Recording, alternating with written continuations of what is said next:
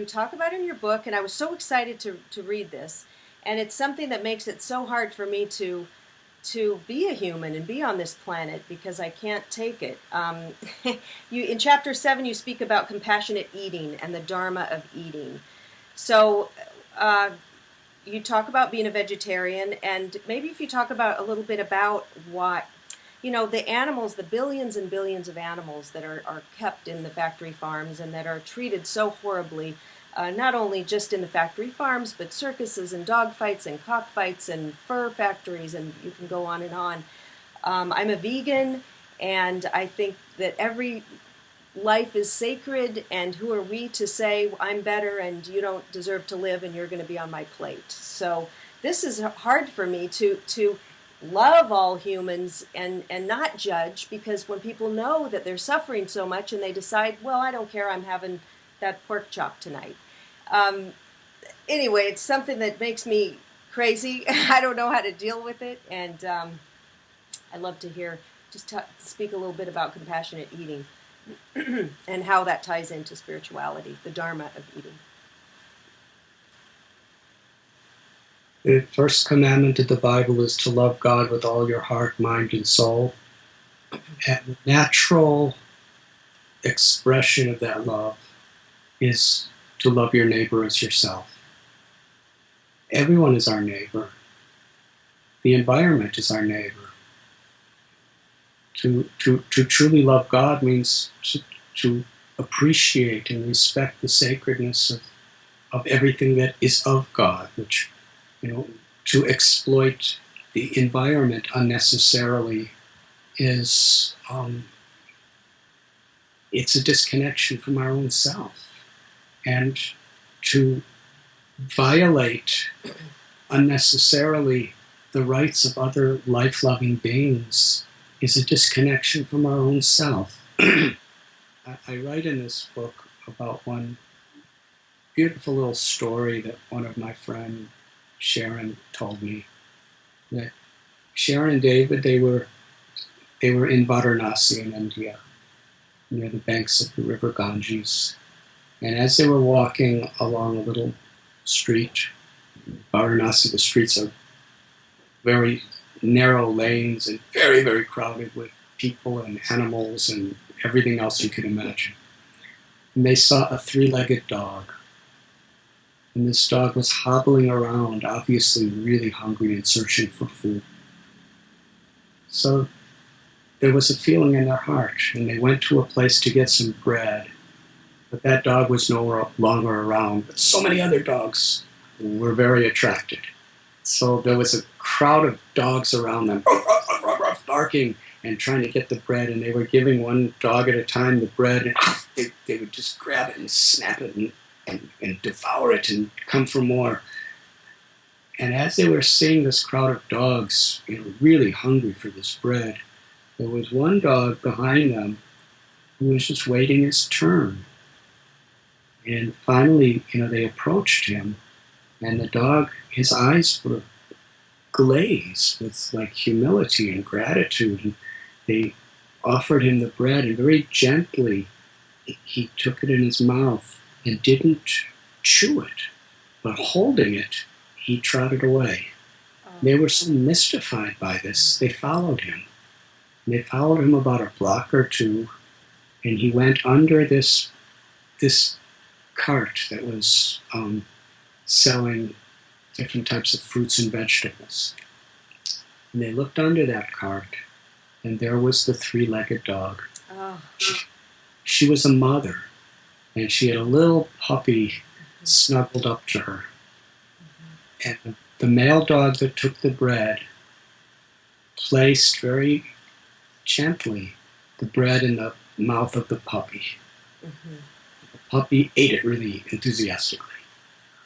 And the mother, the three-legged mother dog, and the other dog, who may have been his father, they were obviously as hungry as that puppy, but they just looked on so satisfied that their little puppy was getting food. Yes. So, this is not a human, this is an animal, as we call them. And there was motherly love, and there was compassion. Well, there was feeling. People see that about dogs, though. So the dog's man's best friend, and what's so upsetting is they don't see the cow or the pig or the chicken or the turkey the same way that they see the dog. That's only because of a lack of communication with these other life-loving beings. In my own life, I've spent years taking care of goats and cows and other animals, and a mother cow is willing to give her life for her little calf.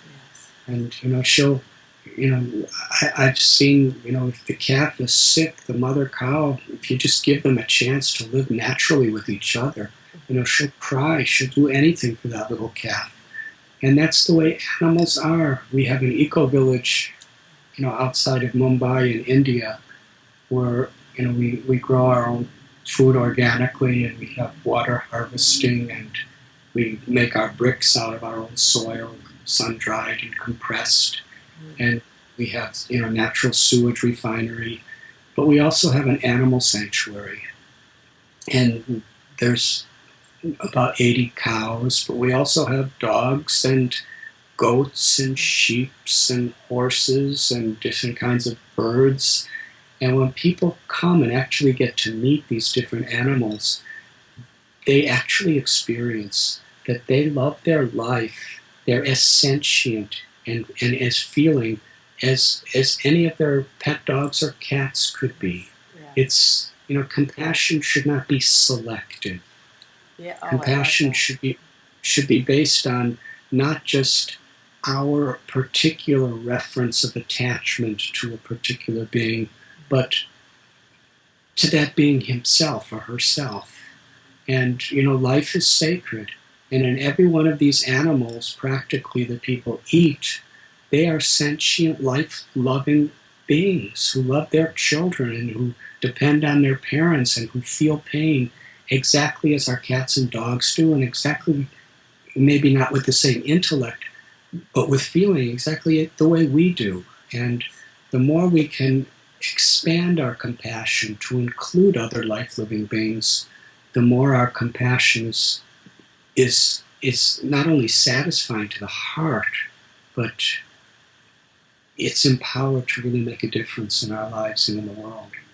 And would you say that when people are taking in this meat and these animal products of animals that have been tortured and slaughtered and kept that way, that it's affecting our DNA and our energy, and we see a lot of anger in the world right now, and there's billions of animals that are in pain, and so anything we take in would affect us, wouldn't you say?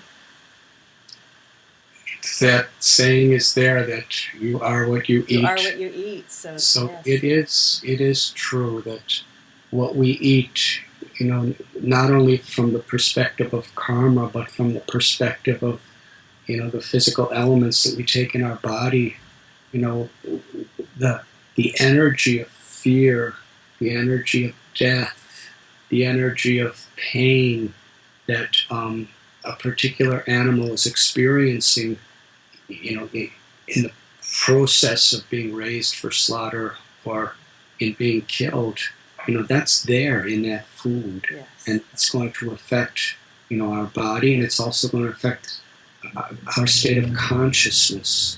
So, it is important that we're very careful that we're, if we inhale polluted air, it's going to affect our whole body. And if we ingest polluted water, we can get typhoid or cholera or so many dysentery, so many diseases. And if we eat food that is karmically surcharged with pain and suffering of a living being, then that's going to affect us. And more than that, paradukaduki is a Sanskrit word which means persons who are seeking enlightenment. They seek to see another person's suffering as their own suffering and another person's happiness as their own happiness. And animals are people. And whether we have direct relationship with different species of animals, or not, that doesn't change how they're feeling and their rights. Exactly. Yes, And, they have the right to live. In our own country, equal rights at certain times did not extend to people of color, and equal rights didn't extend to the opposite sex. And as our country evolved, it included people of different colors, of different religions, of opposite sex. It included because we recognize that we are really all people, and we are all brothers and sisters, and we all should have rights. And there's anti-cruelty for animals, which gives certain rights to our pets. But as we really look to the hearts of these animals, we feel the need to give equal rights to persons in whatever type of bodies they may be in, and give all varieties of human and all varieties of other species the right to life, liberty, and the pursuit of happiness.